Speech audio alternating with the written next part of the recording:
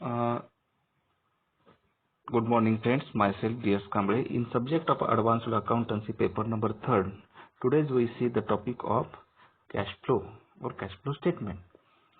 First, we see the statement of cash flow, meaning of statement of cash flow. The statement of cash flow, also referred to as a cash flow statement, is one of the three key financial statements that report the cash generated and spent during a specific period of time, for example, a month, quarter, or year. The statement of cash flow acts as a bridge between the income statement and balance sheet by showing how money moved in and out of the business. Cash flow statement म्हणजे काय तर cash flow statement cash फ्लोला statement of cash flow किंवा cash flow statement असं म्हटलं जातं. ह्यामध्ये एक कशा पद्धतीची कॅश जनरेट झालेली आहे किंवा त्याचा खर्च काय झालेला आहे पर्टिक्युलर पिरियडमध्ये, मग तो मंथमध्ये असेल, महिन्याला असेल, 3 महिन्याला असेल, 6 महिन्याला किंवा वर्षाला, या सर्व गोष्टी ह्यामध्ये पाहिल्या जातात. त्याच्यामध्ये असं म्हटलेलं आहे म्हणून त्याला कसं बघा, acts as a bridge between the income statement and balance sheet by showing how money moved in and out of the business. कशा पद्धतीने पैसा हा जनरेट झालेला आहे, कशा पद्धतीने त्याचं सर्क्युलेशन झालेलं आहे, हे आपल्याला बिझनेस व्यवसायामध्ये कशा पद्धतीने पैशाचं सर्क्युलेशन झालेलं आहे किंवा पैसा एका ठिकाणी दुसऱ्या ठिकाणी कसा फिरत आहे, त्याचा फ्लो कसा आहे हे आपण आपल्याला समजतं. 3 सेक्शन ऑफ नंतर त्यानंतरचा भाग 3 section of the statement of cash flow cash flows. आता त्यामध्ये बघा, एक operating activities. The principal revenue generating activities of an organisation and other activities that are not investing or financing any cash flow from current assets and current liabilities. म्हणजे काय, the principal revenue generating activities of an organisation and other activities that are not investing or financing any cash flow from current assets आणि current liabilities.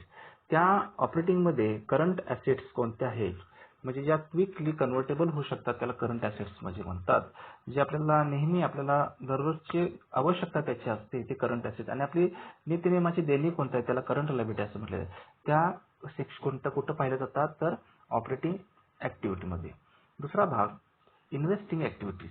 Any cash flows from the acquisition and disposable of long term asset and other investment not included in cash equivalents. कशा पद्धतीचं आपण investment केलेलं आहे किंवा कुठल्या ठिकाणी आपण केलेलं आहे, लॉंग टर्म ॲसेट्स कोणत्या आहेत आपल्या, त्यामध्ये कसं आपण इन्व्हेस्टमेंट केलेलं आहे तो कशामध्ये भाग येतो बघा, इन्व्हेस्टिंग ऍक्टिव्हिटीज. आणि त्यानंतर financial activity. Any cash flow that results in changes in the size of composition of the contributed equity capital or borrowings of the entity such as the bonds, stocks and dividends. आपण कशा पद्धतीनं आपले एक strong म्हणजे आपले shares किती आहेत, आपल्याकडे बॉन्ड्स किती आहेत किंवा आपल्या इतर ठिकाणचे आपले डिव्हिडंड्स कसे आहेत, आपले बॉरोइंग्स किती आहेत, बाहेर घेतलेले आपण बॉरोइंग्स कसे आहे, इक्विटी कॅपिटल किती आहे, हे कशामध्ये येतं बघा, फायनान्शियल. म्हणजे 3 ऍक्टिव्हिटी कोणत्या येतात आपण पाहिलेल्या आहेत आता, ऑपरेटिंग ऍक्टिव्हिटीज, इन्व्हेस्टिंग ऍक्टिव्हिटीज आणि फायनान्शियल ऍक्टिव्हिटीज. या 3 ऍक्टिव्हिटीचा समावेश हा कॅश फ्लो मध्ये होत असतो. आता याचं डेफिनेशन बघत असताना कॅश फ्लो म्हणजे काय, कॅश बॅलन्स म्हणजे काय आणि कॅश इक्विव्हॅलंट्स म्हणजे काय ते आपण आता पाहूया. ओके, आता त्यामध्ये पहिल्यांदा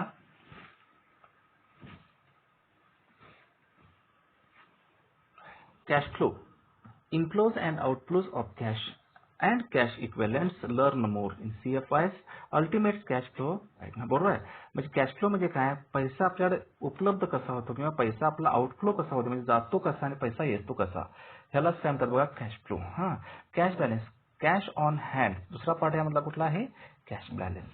cash on hand and demand deposits, cash balance and balance. आपल्याकडे कॅश इन हँड किती आहे किंवा कॅश आपल्या बँकेत किती आहे, आपल्या ठेवी कशा आहेत, या सगळ्या कशामध्ये येतात बघा, कॅश बॅलन्स मध्ये येतात. आणि cash equivalent, cash equivalents include cash held as a bank deposits, short term investment and any very easily cash convertible assets includes overdrafts and cash equivalents with short term maturities less than 3 months.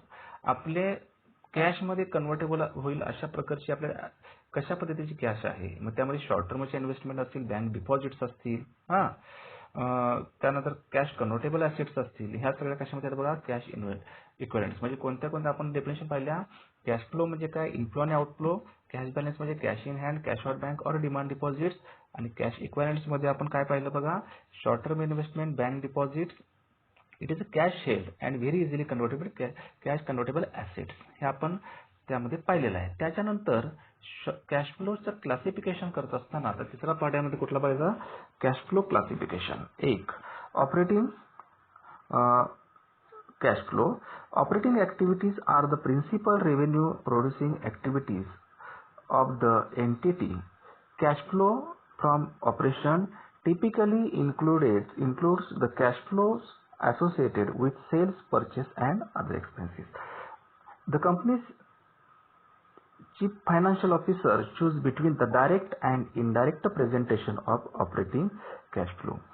Direct presentation. Operating cash flows are presented as a list of cash flow, cash in from sales, cash out of for capital expenditures. This is a simple but rarely used method, as the indirect presentation is more common. Indirect presentation. Operating flows are presented as a reconciliation from profit to cash flow. Operating cash flow म्हणजे काय, तर त्याच्यामध्ये cash flow from operation ह्याच्यामध्ये cells किती आहे, purchase आणि आपल्या other expense म्हणजे आपली विक्री, परचेस आणि अदर एक्सपेन्सेस कसं आहे याच्यामध्ये ह्याचा विचार केला जातो.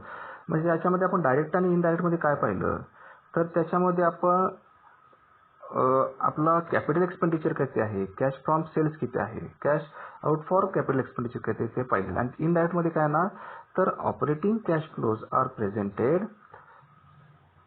As a reconciliation from profit to cash flow. बरोबर आहे. म्हणजे आपण प्रॉफिटचं रिकन्सिलेशन कसं केलेलं आहे हा याच्यामध्ये पार्ट येत असतो. त्यानंतर depreciation expenses. The items in cash flow statement are not all actual cash flows, but reasons why cash flow is different from profit. The depreciation expenses reduce profit but does not impact cash flow. It is a non-cash expenses, hence it is added back. Similarly, if the starting point profit is above interest paid and tax in the income statement, then interest and tax cash flow will need to be deducted if they are to be treated as a operating cash flow. There is no specific guidance on which profit amount should be used in the reconciliation. Different companies use operating profit, profit before tax, profit after tax, or net income. Clearly, the exact starting point for the reconciliation will determine the exact adjustment made to get down to an operating cash flow number. आज आपण जे पाहिलेलं आहे, आजच्या लेक्चरमध्ये आपण काय काय पाहिलं बघा. तर पहिल्यांदा स्टेटमेंट ऑफ कॅश फ्लो आणि कॅश फ्लो स्टेटमेंट म्हणजे काय, दोन्ही एकच संकल्पना आहेत. त्याच्यामध्ये ह्याच्या 3 गोष्टी ह्याच्यामध्ये समाविष्ट होत असतात. त्याच्यामध्ये ऑपरेटिंग ऍक्टिव्हिटीज, इन्व्हेस्टिंग ऍक्टिव्हिटीज आणि फायनान्शियल ऍक्टिव्हिटीज या 3 गोष्टींचा समावेश कशामध्ये होतो बघा, तर कॅश फ्लो स्टेटमेंटमध्ये होत असतो. त्यानंतरचा भाग आपण 3 डेफिनेशन पाहिल्या. त्यामध्ये कॅश फ्लो मध्ये 3 पाहिल्या. त्यामध्ये कॅश फ्लो म्हणजे काय, इनफ्लो आणि आउटफ्लो. कॅश बॅलन्स म्हणजे cash in hand, cash at bank. आणि कॅश इक्विव्हलंट म्हणजे काय, easily convertible into cash assets, that called is the cash equivalents. अशा 3 वेगवेगळ्या संकल्पना आपण इथं आज पाहिल्या. आणि त्यानंतर आपण कॅश फ्लो क्लासिफिकेशन मध्ये ऑपरेटिंग कॅश फ्लो म्हणजे काय किंवा त्याला काय म्हणतात हे आपण पाहिलं. त्याच्यामध्ये कॅश फ्लो फ्रॉम ऑपरेशन ह्याच्यामध्येच ऑपरेटिंग कॅश फ्लो मध्ये विचार घेत असताना नेमका तुमचा सेल्स किती झालेला आहे, वर्षभरातला सेल्स तुमचा किती झालेला आहे. त्यानंतर परचेस किती झालेला आहे, खरेदी किती केलेला आहे तुम्ही, आणि तुमचे इतर एक्सपेन्स म्हणजे अदर एक्सपेन्सेस काय आहेत, या सर्व गोष्टींचा विचार केला जातो. मग त्यामध्ये आपण डायरेक्ट आणि इनडायरेक्ट ह्या दोन्ही गोष्टी पाहिल्या.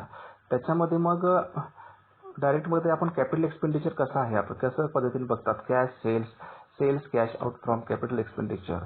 आणि प्रेझेंट आणि इनडायरेक्टमध्ये काय पाहिलं आपण, तर operating cash flows are presented as a reconciliation from to cash flow. त्यानंतर डिप्रिसिएशनचे एक्सपेन्स नेमके कसे घेतले जातात, त्याचा इम्पॅक्ट कसा कॅश फ्लोमध्ये होतो ते आज आपण पाहिलं. त्यानंतर त्याच्यामध्ये मग प्रॉफिट बिफोर टॅक्स कसा आहे, प्रॉफिट आफ्टर टॅक्स, आणि शेवटी मग नेट इन्कम काढला जातो. ही झाली आपण ऑपरेटिंगची एक मेथड पाहिलं. तर पुढच्या वेळी आपण इन्व्हेस्टिंग कॅश फ्लो कशाला म्हणतात हे आपण पाहूया. धन्यवाद.